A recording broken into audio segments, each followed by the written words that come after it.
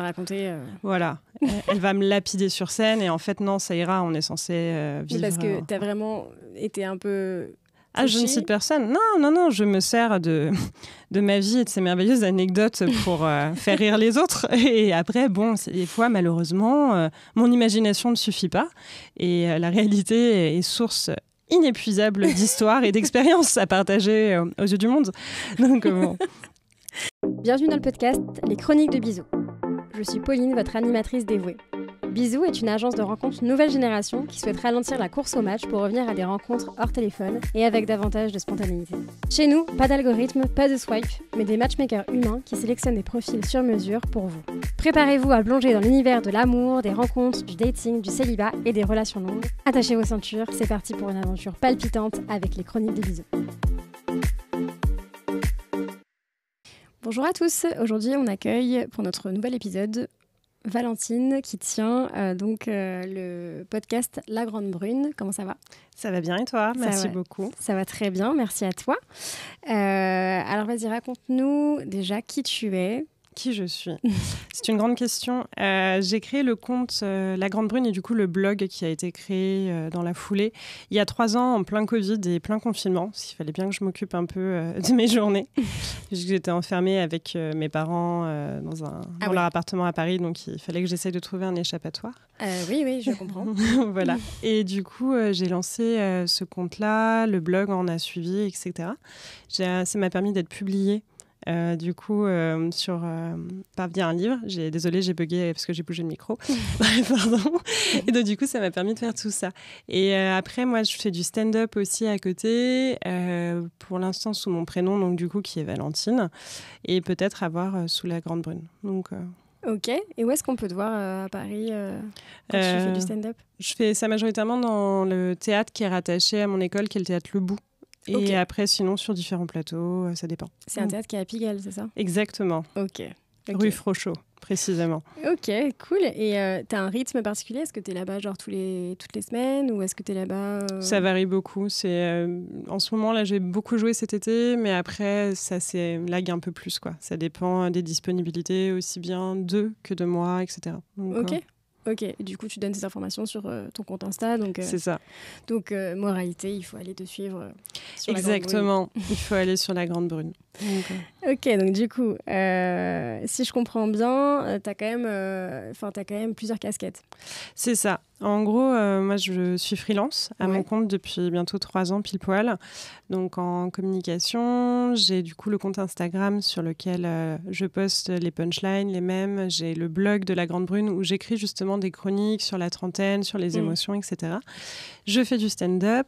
Là, j'ai décidé de me rajouter un nouveau projet, c'est-à-dire d'apprendre le ukulélé, parce que je chante très faux. Et je me suis dit que ça pouvait être une idée de sketch marrant. Okay. Et ensuite, j'écris aussi des romans. Voilà. D'accord. Je fais pas mal de choses assez variées, assez différentes. Bon, après, l'écriture reste toujours au cœur, tout le soir. Ouais, bien sûr, je vois ça. Ouais, ok, génial. Et tu disais que ça avait du coup parfois des conséquences sur tes rencontres. Est-ce que tu as remarqué qu'il y avait des hommes qui en effet... c'est ce que tu disais, c'est que tu avais remarqué qu'il y avait des hommes qui étaient un peu impressionnés par ça. Mais est-ce que du coup, on parlait de l'énergie un peu masculine que tu pouvais avoir. Oui. En quoi tu as une énergie plutôt masculine tu penses que tu as une énergie plutôt masculine ? Dans le sens où déjà, mon pseudo, c'est La Grande Brune, donc sans surprise, je suis grande. Là, je suis assise, donc ça ne se voit pas. Mais je fais un bon 1m80, je porte souvent des talons. Il y a aussi des traits dans mon caractère. Je suis quelqu'un de très franc, donc c'est-à-dire je n'ai pas de difficulté à dire ce que je pense. J'ai un côté qui est très cash, des fois où je manque de souplesse et de rondeur, on va dire, donc des traits de caractère peut-être un peu plus féminins. Et on m'a déjà dit que j'avais effectivement un côté qui pouvait être intimidant, c'est-à-dire de renvoyer quelque chose de très décidé, de très affirmé, d'un côté très franc, et c'est des traits de caractère qui sont ancrés dans les mentalités comme assez masculins. Ouais. C'est-à-dire qu'un homme auto-entrepreneur, c'est beaucoup plus commun, je pense, qu'une femme entrepreneuse. C'est pour ça qu'il y a aussi sûrement plus d'hommes dans le stand-up parce qu'ils sont plus habitués à faire des blagues, à prendre la parole, à être sur le devant de la scène qu'une femme. Même si, heureusement, les mentalités évoluent et on a d'excellentes humoristes et d'excellentes auto-entrepreneuses qui prennent de plus en plus la parole et le pouvoir. Oui, c'est vrai. Ouais, je vois ce que tu veux dire. Mais alors du coup, donc ces choix de vie, est-ce que du coup, ça a un impact forcément sur tes relations, mais comment est-ce que tu fais du coup pour rencontrer des gens ? Alors moi, la difficulté que j'ai, c'est que je suis très sensible au charme, en fait, on va dire. Donc, c'est-à-dire, j'ai essayé les applications de rencontres et je me retrouvais malheureusement très souvent avec des profils parfaitement identiques, déjà poussés par l'algorithme et en plus valorisés par ce que j'imagine être mes goûts personnels, c'est-à-dire brun, barbu, etc. Et sauf qu'au final, moi, je me suis rendu compte que ces dernières années, les mecs qui m'ont le plus plu, c'est des mecs que je n'aurais jamais matchés sur des applications de rencontres. Ok. Parce que physiquement, ils n'étaient pas du tout ni bruns ni barbus. Ils n'étaient pas forcément en plus dans la même grille d'âge. Je sais que les applications me poussaient tout le temps les mêmes profils, donc c'est-à-dire des ingénieurs, des diplômés d'école de commerce, parce qu'il y a ça aussi dans les applications, on pousse très souvent les personnes du même niveau d'études. Donc si je peux rencontrer un garçon qui est très beau, etc., si en face j'ai pas quelqu'un qui va avoir la répartie, qui m'envoie un petit peu dans mes cordes, et je me dis je vais pouvoir faire un petit match de ping-pong verbal, tout de suite ça m'intéresse moins. Ouais, ok. Donc du coup, comment est-ce que tu fais pour rencontrer... Enfin, tu vas jamais sur les apps, j'imagine. Non, j'y vais plus. Je suis un peu désabusée, j'avoue. Donc, oui, parce que du coup, tu vas... Enfin, forcément, si t'es pas attiré par un physique... Donc c'est bien ça, c'est vraiment... T'as aucun critère physique, pratiquement ? Non, du tout. C'est vraiment plus la répartie, le charme, le feeling aussi qui se dégage d'une personne. Et ça, on ne peut pas le prévoir sur une application de rencontre. Non, on peut très bien, effectivement, voir quelqu'un et se dire « Waouh, la personne est sublime, c'est extraordinaire dans mes goûts. » Et en fait, de la voir en face et ne rien ressentir. Et ça, c'est affreux. D'y arriver. Ne pas sentir qu'il y a un feeling, être tous les deux vraiment comme deux pingouins sur la banquise, à se regarder en chien de faïence et à se dire « Ah, bon, ça va être long, ce verre de 2 heures. » Parce que là, ça fait un quart d'heure et j'ai déjà crevé toutes mes cartouches de discussion. Je sais, c'est l'enfer. C'est des moments de solitude. Très grande solitude, ouais. Puis en plus, je trouve que c'est horrible parce que tu as vraiment une grosse déception parce que tu te dis « Mais physiquement, c'est exactement ce que j'aime. » Mais par contre... il n'y a rien, quoi. Il n'y a vraiment rien du tout. Donc, je sais, ça m'est déjà arrivé. C'est triste. Mais en effet, tu ne peux pas le voir sur l'app, quoi. Non. Et là, ça se voit la plupart du temps vraiment quand tu arrives au bar, que tu vois la personne et que tu sais dans la demi-seconde, exactement, au moment où tu poses tes fesses sur la chaise, que ça ne le fera jamais.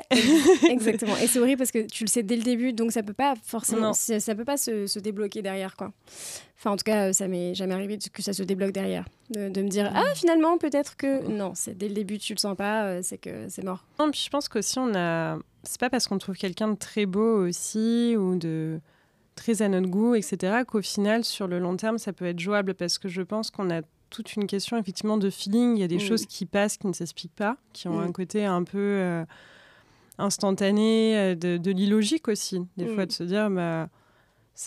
Il y a quand même 2-3 gros red flags, on va dire, en temps normal, où là, j'arrive à passer outre parce qu'en face, la personne va m'apporter quelque chose de manière assez différente et va ouvrir mon champ d'horizon sur certains sujets vers lesquels je ne me serais pas tournée, etc. Donc non, moi, je ne suis pas du tout sensible aux apps et la plupart du temps, je rencontre des gens... Alors, via mes cercles d'amis, mais il faut que j'arrête, parce que ça ne me réussit pas beaucoup, parce que quand ça s'arrête après, c'est risqué.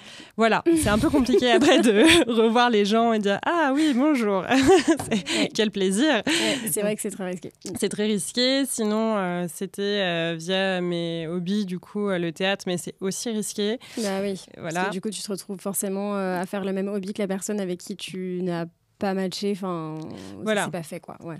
Donc non, mais en fait, quand on y réfléchit, tout est risqué, mais après, toute prise de risque est bonne à prendre. Donc, mais oui.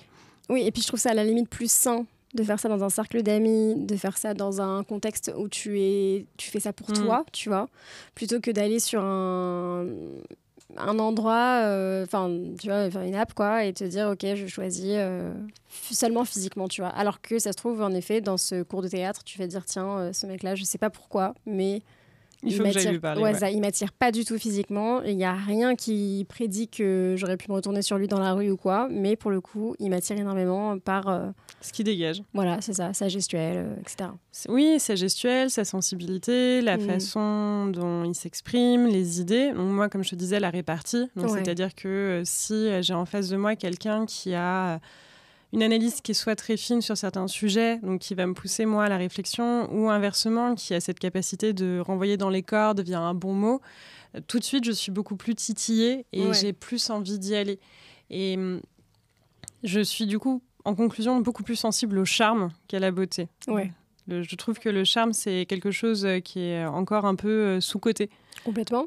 Donc, on parle beaucoup « Ah, il est beau, ah, il est ci », à pointer du doigt les défauts physiques, alors que justement, moi, je trouve que le charme, ça réside très souvent dans un défaut physique. Ouais, je suis d'accord. C'est le petit truc où tu dis « Ah, il était à ça d'être parfait, mais c'est encore mieux. » Ouais, je suis totalement d'accord. Un nez un peu tordu, une dent cassée, etc., etc. Ouais, bah écoute, mon tout premier amour, il avait un nez tordu. Et il supportait pas son nez et je me souviens qu'il voulait absolument le faire refaire parce que sa famille avait la même chose et que du coup toute sa famille s'était fait refaire le nez, donc il s'est dit pas moi aussi, et je lui ai dit non, tu touches pas à cette beauté.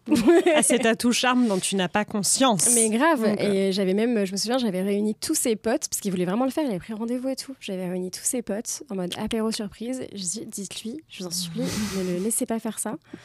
Et du coup, on a tous cité les mecs en mode mais regarde, Vincent Cassel, blablabla, blablabla. Genre, on a cité que des mecs qui avaient que des défauts physiques, mais qui avaient un charme de ouf, quoi. Donc, et au final, il l'a pas fait. Enfin, en tout cas, à l'époque, il l'a pas fait. Peut-être qu'il l'a refait entre-temps, mais... Si tu nous entends, ne le fais pas. Si là, tu as des doutes, recule. Ne touche toujours pas à ton nez. Hein. C'était en effet, à l'époque, très, très... en fait, non, ça fait partie de son charme, quoi. C'est ça. Mais ouais. Alors, du coup, toi, comment est-ce que tu fais pour draguer ? Est-ce que tu dragues déjà ? Oui. Ouais, tu dragues. Ouais, je drague, mais alors le truc, c'est que... Tu sais quand tu dragues, genre, est-ce que tu t'en rends compte ? Oui, moi, je m'en rends compte. Mes amis me disent que j'ai un côté qui est très... du coup, je vais être très dans la répartie, très rentre-dedans.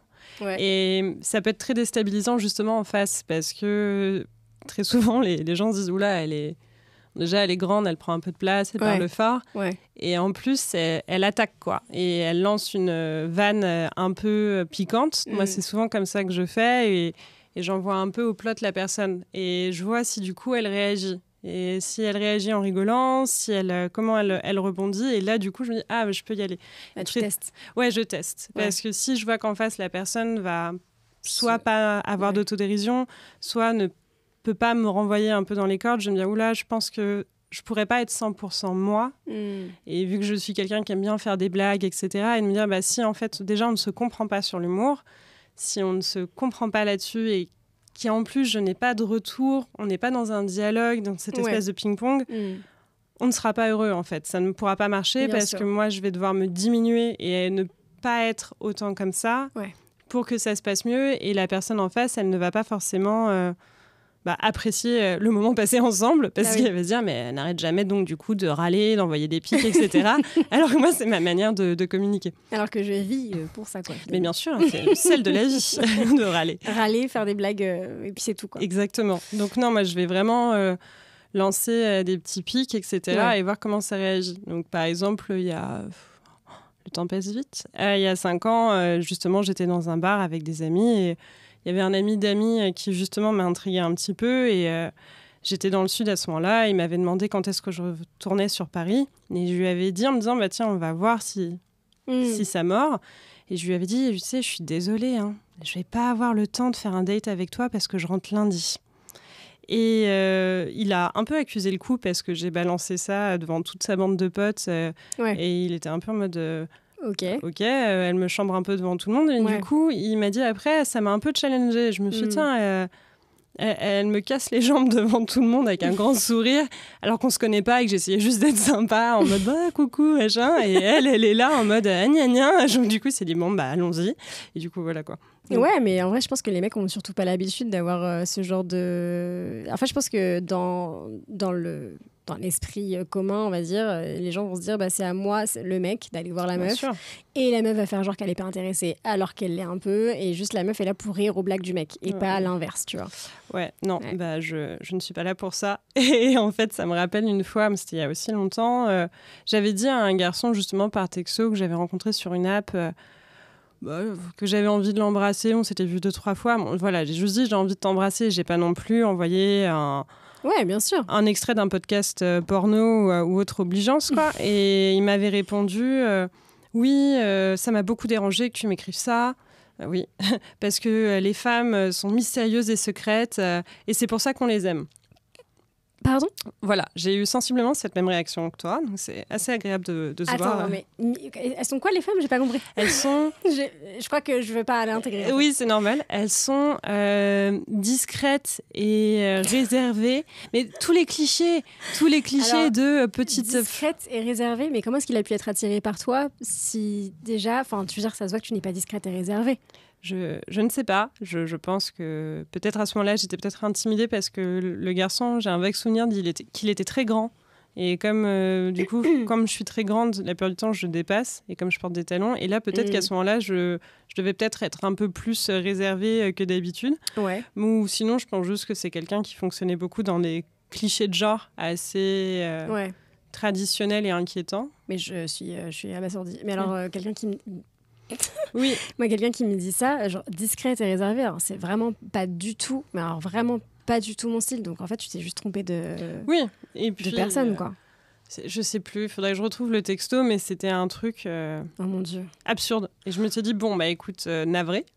Et puis bonne journée, alors. Vraiment, ouais. Puis alors, c'est un peu dur aussi, d'accuser le coup comme ça, de dire, tu sais, genre, je fais un pas et je montre une petite vulnérabilité en mode j'ai envie de t'embrasser, tu vois. C'est dur de dire ça. Je pense que moi-même, j'ai jamais eu le courage de dire à un mec vraiment frontalement j'ai envie de t'embrasser, tu vois, genre avant qu'il se soit jamais rien passé entre nous. Et en plus de se manger ça derrière en mode désolé, mais en fait, t'es pas assez discrète pour moi, c'est dur. Oui, après, écoute, j'ai envie de te dire, c'est pas grave. Moi, j'ai préféré que ça se dise maintenant, parce que ça m'a montré, du coup, véritablement qui était la personne. Oui, et je me suis dit, bon, au moins, on perd pas de temps. C'est vrai aussi. Si tu penses comme ça, on va éviter de se revoir environ 15 fois, qu'on développe de potentiels attachements l'un envers l'autre. Là, au moins, je sais qu'on... Oui, ça ira pas plus loin. On ne pourra pas aller plus loin que cet échange-là, parce que ce que tu dis est problématique pour moi. Donc, c'est comme quand tu... Je pense que c'est ça, peut-être la plus grosse difficulté aujourd'hui, c'est quand tu rencontres quelqu'un et tu discutes, tu apprends à le connaître, etc. Et en fait, du jour au lendemain, parce que tu as des révélations, l'histoire s'arrête, et tu te rends compte que tu ne connaissais pas spécialement la personne et tu as du coup cette impression d'avoir gâché ton temps, sauf qu'on ne gâche jamais son temps. Mais de se dire, mince, j'aurais préféré le savoir dès le début. Ouais. Donc, par exemple, encore un autre sujet, mais tu rencontres quelqu'un et tu...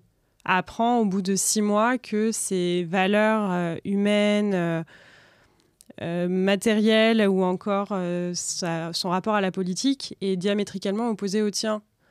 Autant le savoir dès le début parce qu'à terme, c'est des sujets qui vont vraiment poser problème. Bien sûr. Non, ça, c'est vrai. Donc, au moins, toute vérité pour moi doit être dite, surtout quand elle touche à des sujets aussi importants, pour se dire, ne nous acharnons pas. Oui, non, mais bien sûr. Gagnons du temps. Ne perdons pas de plus de temps que ça. Mais c'est vrai mais on en parlait avec Martine The Pécho aussi dans l'épisode de la semaine dernière où on se disait que en fait, elle, c'était sa méthode aussi pour draguer sur les apps parce qu'elle se disait au moins, t'es fixé direct si le mec est sur la même longueur d'onde ou pas et en fait, ça te fait gagner un temps de fou. Et comme ça, t'as pas en effet l'espèce d'attachement, de machin, de oui, mais peut-être que ça va se débloquer, puis peut-être qu'il est un peu... Après, moi, je suis vraiment totalement dans le oui, mais peut-être qu'il va être un petit peu sympa après, ou je sais pas, genre, je suis pas naïve, mais j'ai un peu envie de laisser toujours une chance à la personne en me disant ça se trouve, il n'était pas dans un bon mood, ça se trouve, tu vois, genre, je donne toujours une chance à peut-être que c'est juste pas le moment, ou peut-être qu'il a mal compris, ou peut-être, tu vois. Et du coup, genre, j'aurais grave du mal, en effet, à... Pourtant, je suis très rentre-dedans aussi, mais je sais pas si je pourrais draguer frontalement comme ça quelqu'un. Je sais pas. Je pense qu'il faut déjà être au clair avec soi-même. Il faut déjà se regarder en face, savoir ce qu'on veut et se dire la vérité à soi-même. Et en fait, une fois que tu te dis la vérité à toi-même, j'ai une passion vérité très mal gérée, une fois que tu te dis la vérité à toi-même, tu peux la demander aux autres. Et moi, et c'est peut-être un de mes défauts, comme je m'astreins à cette vérité-là, à ce cadre moral-là, j'en attends pareil en face et de me dire de toute façon, on ne perd pas de temps. Donc tu as le droit de penser ce que tu veux, tu as le droit de ne pas avoir envie, tu as le droit justement d'avoir envie, d'être dans une relation courte, d'être dans une relation longue, de juste profiter ou justement d'avoir envie de construire. Mais autant se le dire directement pour gagner effectivement ce temps-là et déjà être au clair avec toi ce que tu veux, parce qu'en fait c'est ça au final le plus important, c'est savoir ce que chacun veut. Et d'affirmer en réalité ce qu'on pense et ce qu'on souhaite pour justement construire quelque chose de bien. Et après, le côté de se dire, la personne peut-être qu'en face, elle est pas bien, elle est triste, elle est ci, elle est ça. Oui, mais en fait, on a tous nos bagages, on a tous nos soucis et on n'est pas censé faire payer aux autres nos inconstances, nos fêlures, nos problèmes, etc. Non, ça, c'est évident. Mais c'est vrai que j'ai un peu je sais pas, je pense que j'ai un peu de mal avec le... Si la personne m'a plu sur une partie de lui et qu'il y a une autre partie où ça me plaît pas, j'ai beaucoup de mal, mais bon, ça c'est un truc avec moi-même, je pense, de juste dire non, c'est bon, ça dégage. Sauf si évidemment il a fait un énorme red flag monumental, on est d'accord.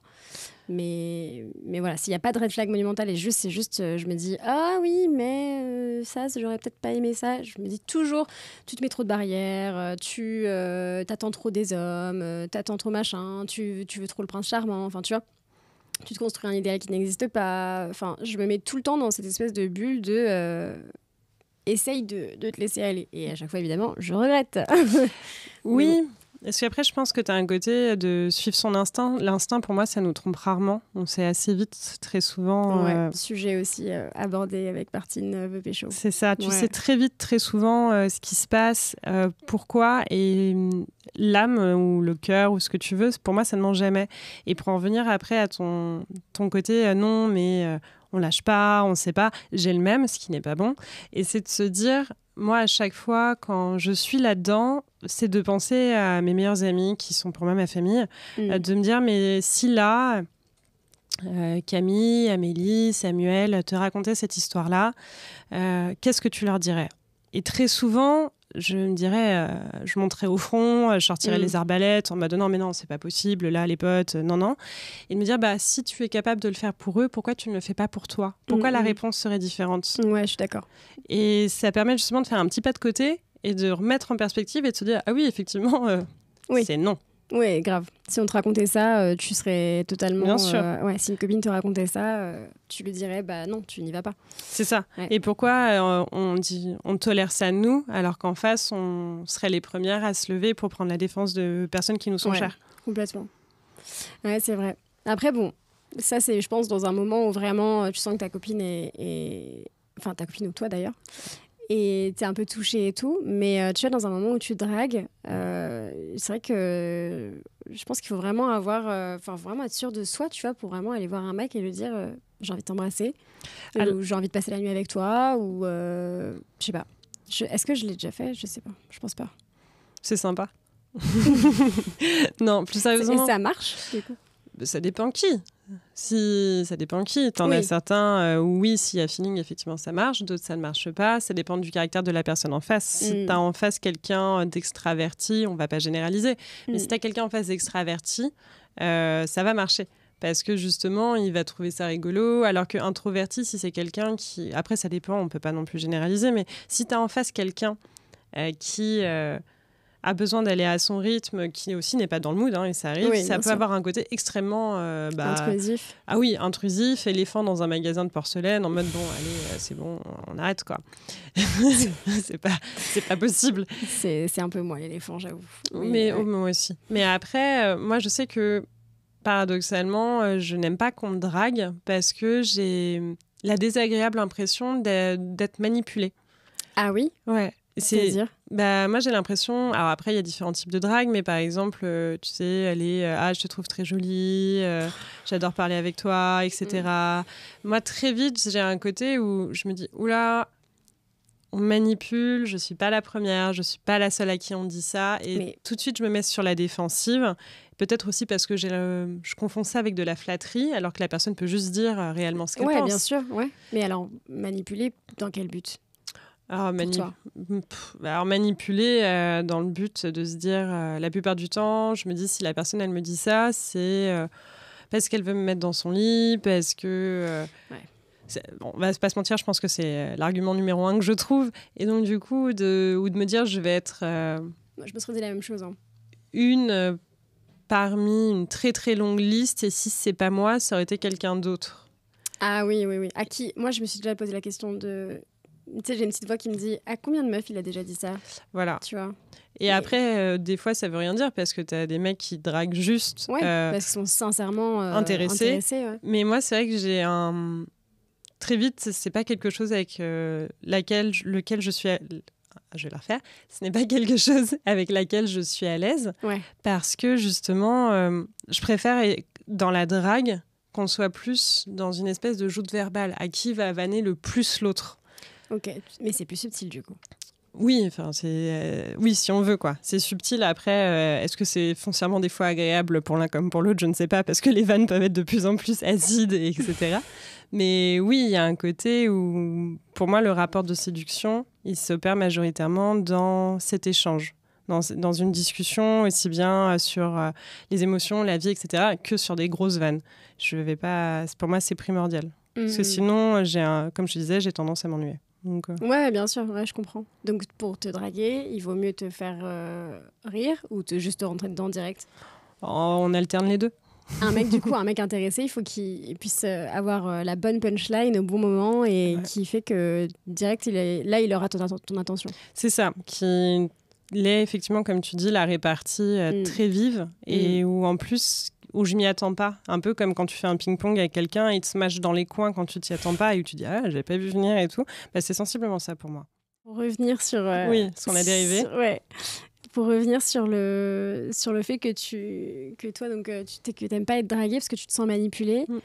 Je pense que c'est un peu le cas de beaucoup de femmes aussi. Parce qu'aujourd'hui, il y a plein de meufs qui cherchent beaucoup plus... un contact, un lien, tu vois, genre vraiment à créer un lien avec quelqu'un plutôt que... Enfin, après, il y a aussi des femmes, évidemment, qui cherchent un coup d'un soir, on est d'accord. Mais si on enlève cette catégorie-là, je pense qu'il y en a aussi beaucoup qui veulent juste passer un bon moment avec quelqu'un, tu vois. Quand on dit je vais aller dater quelqu'un, je vais rencontrer quelqu'un, ou même juste je vais en soirée et je vois que cette personne-là me plaît et tout, le côté kiffant, il n'est pas dans... Enfin, la plupart du temps...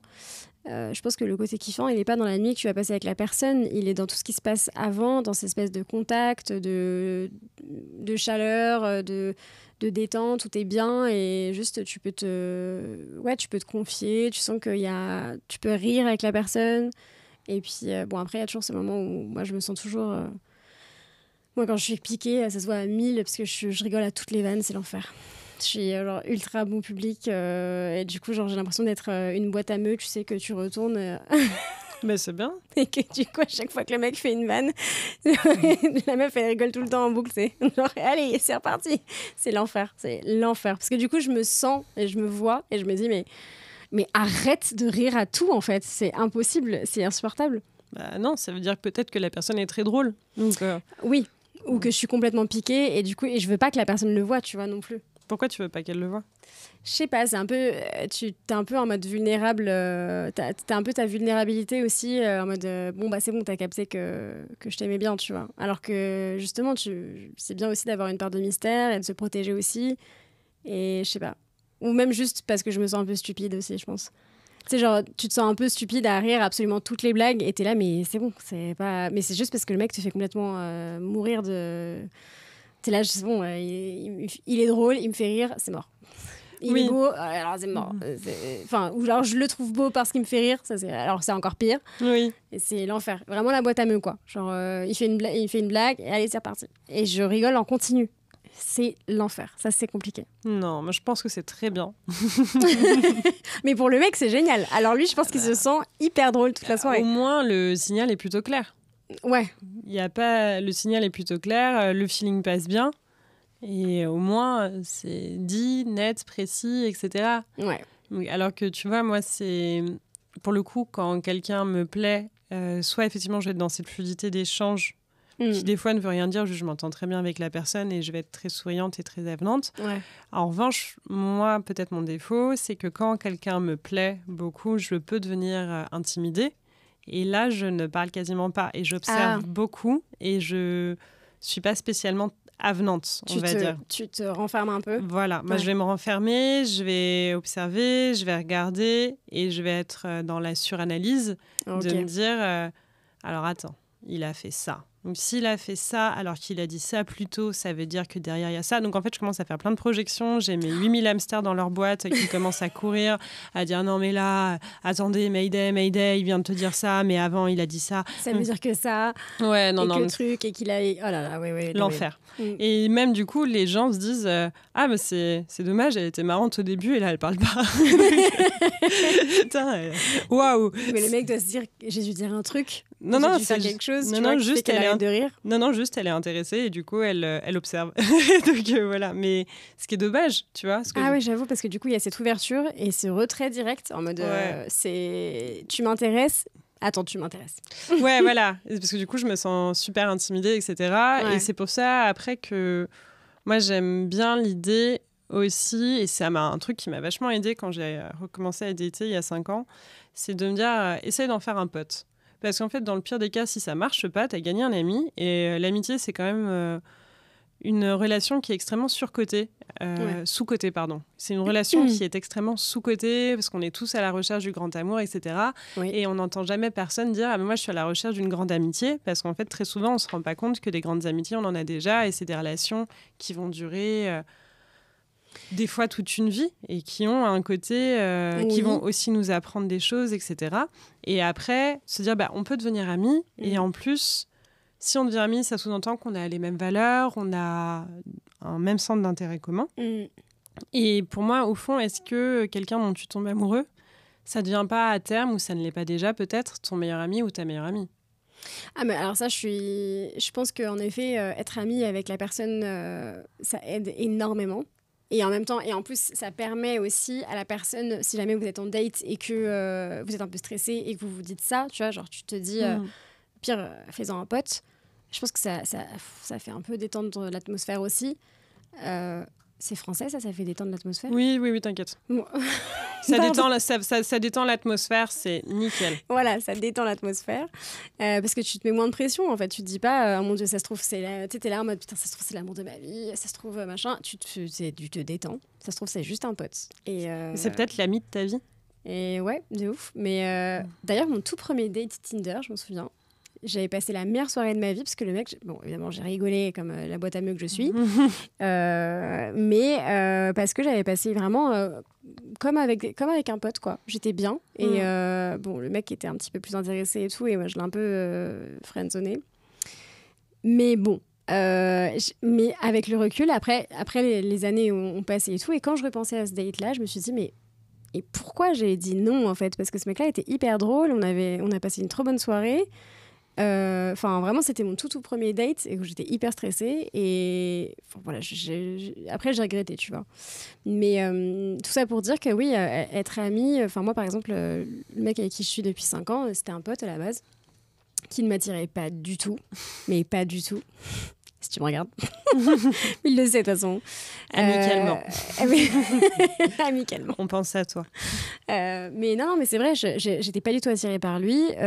C'était un pote comme ça, avec qui, de temps en temps, il y avait un petit dérapage, mais genre un bisou, tu vois, en soirée. Bon, ça va. C'est honnête. ça va. On a fait pire dans le dérapage. Et au final, c'est avec le temps parce que pareil, il me faisait rire. On passait des bons moments ensemble. On se faisait des soirées où c'était juste drôle, tu vois. Genre, je pense que ouais, l'attirance, elle s'est construite au fur et à mesure, quoi. Mais l'attirance, c'est la confiance aussi, dans le sens où quand tu rencontres quelqu'un sur une app, tu n'as pas du coup cette complicité, cette confiance qui est déjà existante. Tandis que quand tu es ami, au début, tu vas... Déjà, je pars du principe que quand tu vas montrer un peu tout ce que tu es en amitié avec beaucoup moins de pudeur qu'en amour. Donc, tu vas montrer tes mauvais côtés, tu vas montrer tes bons côtés.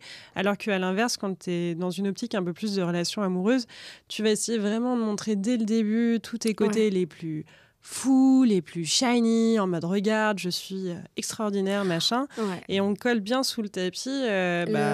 La dark side, quoi. Voilà, totalement. Mais exactement ça, je vois très bien de quoi tu veux parler parce que je sais plus qui disait ça. Je crois que c'est Vlad, un rappeur. C'est possible. Une personne connue a dit ça.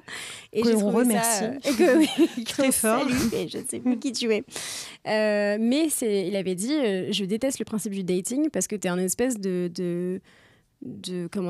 d'entretien d'embauche en mode regarde comme je suis un bête de mec, regarde comme je suis une bête de meuf, alors qu'en fait pas du tout, genre t'es un être humain avec des défauts aussi et voilà et pareil, ça aussi on en parlait aussi avec Martine The Pécho, c'est que on disait, tu sais, pendant un date et tout, tu veux trop contrôler le truc en mode il faut pas que je réponde tout de suite, il faut pas que je fasse ci, il faut pas que je montre que je suis trop intéressée, que blablabla, il faut que je mette telle story, tel truc. Alors qu'avec, si c'était un pote, tu t'agirais pas du tout comme ça, tu serais beaucoup plus naturel et la personne au moins verrait directement qui tu es, tu vois. Exactement. Et c'est ça, je pense que... Il y a un côté plus sain aussi, c'est-à-dire que tu triches pas et tu te montres qui tu es dans toutes ces facettes, donc tous les... côté positif comme le dark side et en fait la personne si c'est ton amie avant elle sait pourquoi elle y va quoi.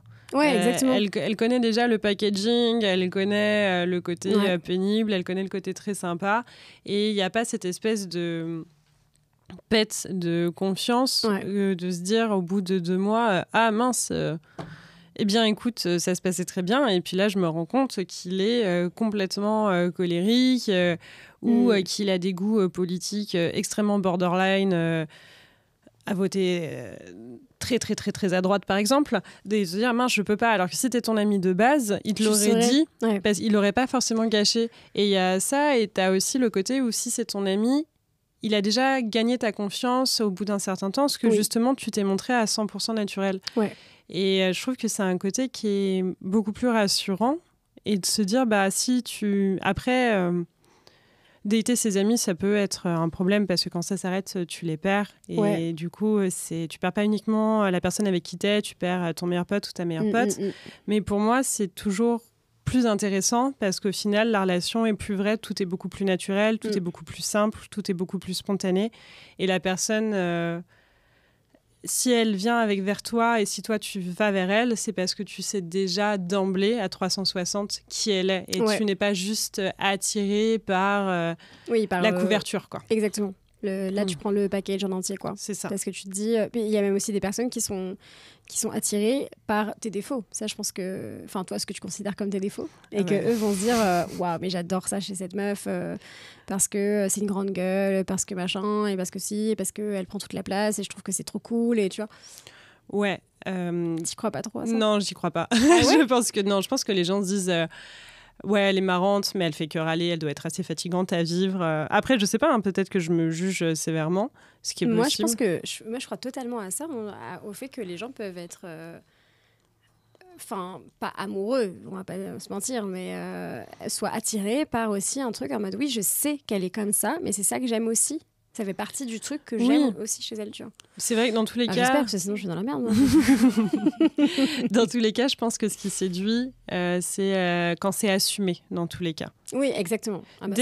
Dès que ton défaut ou ta qualité est foncièrement assumée, ça va plaire parce que justement, la personne se dit c'est trop bien parce qu'elle triche pas. Il y a une espèce d'authenticité et de spontanéité qui plaît. Mais ça, la spontanéité, je pense que c'est pareil, c'est qui tout double, tu vois. Genre, c'est soit... mais au moins, tu perds pas de temps. Enfin, si on considère qu'on perd du temps. Oui, là, ma dernière relation en date, c'est aussi un mec que j'aurais jamais matché sur une application parce qu'on avait une différence d'âge, parce qu'il était plus petit que moi, etc. Et de se dire, si je n'avais pas rencontré ce garçon-là dont je te parle au début, le barman, etc., qui justement m'a ouvert, tu vois, à cette différence, à ces échanges, etc., je pense pas que j'aurais été suffisamment apte et mature à rencontrer mon dernier ex en date, tu vois. Ouais. Donc, à recevoir, en fait, ce pourquoi on... Enfin, bon, après, moi, je suis un peu psychopathe avec l'univers et tout, mais je me dis toujours, on te prépare toujours pour, en effet, recevoir ce qu'on t'a prévu, en fait, tu vois. Ce qu'on a prévu pour toi, tu vois. Même si tu dates quelqu'un, c'est ce que je disais aussi dans un épisode précédent, c'est au pire des cas, même si ce date n'a rien donné, ça fera une jolie histoire à raconter, et puis... Oui, voilà. Et puis Orelsan, il le dit bien, il dit ce qui compte, c'est pas l'arrivée, c'est la quête. Et en soi, c'est très rare les trucs linéaires où en fait la vie est un immense quotidien. C'est souvent des hauts et des bas. Ouais. Et j'ai essayé de faire l'anglicisme, mais je suis trop fatiguée et ça a planté. Up and down. Bref, des hauts et des bas. Pas d'anglicisme. Merde. Voilà, non. Des hauts et des bas et de se dire, ok, c'est la vie. Et au final, est-ce que c'est pas... Et je te dis, moi, je suis persuadée que toutes mes histoires, toutes mes expériences, elles m'ont toutes aidé à me connaître beaucoup plus, à prendre confiance en moi et surtout, elles ont préparé le terrain des suivantes. C'est-à-dire que la relation que j'ai eue, j'aurais à mon avis jamais pu l'avoir si j'avais pas eu ma relation d'avant d'il y a 4 ans, si j'avais pas rencontré toutes ces personnes entre. La personne qui arrivera, je pense que je n'aurais pas pu la rencontrer si je n'avais pas eu cette relation-là avec mon dernier ex, etc. Mais c'est un peu l'effet papillon. C'est l'effet papillon et c'est l'idée aussi de réussir à, je pense, toujours trouver au fond de soi, effectivement, la beauté cachée. Ouais. Et c'est un exercice, hein, c'est pas forcément le plus simple. Hein. Je suis la première à râler, à pleurer, à manger de la glace. J'allais te dire que c'est marrant que tu dises ça, alors que tu me disais tout à l'heure que tu râlais de fou, que t'étais vraiment dans ça et tout. Mais du coup, c'est bien aussi, tu vois, que tu puisses avoir ce mindset. Enfin, donc c'est possible. Je suis une personne multiple. Ça dépend des jours. Aujourd'hui, je suis dans une journée où je râle, mais demain, je pense que je serai dans une journée philosophe. Donc, voilà. Merci beaucoup pour ce podcast. Et puis, le mot de la fin, en effet, c'est donc... vous perdez jamais de temps, quoi qu'il arrive. Jamais. Parlez-vous comme vous parleriez à votre meilleure copine ou à votre sœur ou en effet l'enfant intérieur qui est en vous. Et puis voilà. Et puis si pareil, toujours l'instinct, quoi. Toujours l'instinct. Et un truc, je pense que j'ai eu tendance à beaucoup oublier. Il ne faut pas oublier que la seule personne avec qui on est sûr de passer toute notre vie, c'est nous-mêmes. C'est vrai aussi. Donc, être en couple... à t'aimer, quoi. Voilà, être en couple, c'est bien, mais il faut savoir s'aimer soi-même aussi, je pense, suffisamment et ne pas avoir notre valeur qu'à chaque fois dans le couple pour justement nous apprendre à poser nos limites et à savoir ce qu'on veut. Parce qu'une fois qu'on sait ce qu'on veut, on attire à nous des gens qui veulent la même chose très souvent. Complètement. Ça, je suis totalement d'accord avec ça. Mais pour le coup, j'aimerais bien aussi qu'on parle dans un prochain podcast, dans un prochain épisode. Ouais. Si t'es OK, de l'amitié avant d'être en couple ou après avoir été en couple. Ouais, je sais, je te trigger un peu. Oui, un petit peu. Mais c'est bien, ça challenge. C'est une belle année. Ouais, mais tu vois, genre, voilà, est-ce que... et d'ailleurs, vous-même en commentaire, si vous croyez avec le fait de devenir ami avec son ex ou de rester ami avec son ex ou d'être en couple avec son meilleur ami, enfin... Voilà, ce petit sujet, je pense qu'il y a beaucoup de choses à dire, beaucoup de témoignages à prendre. Donc, n'hésitez pas. Et avec plaisir pour faire ça la prochaine fois. Avec plaisir aussi. Merci beaucoup de m'avoir invitée. C'était trop chouette. Merci à toi.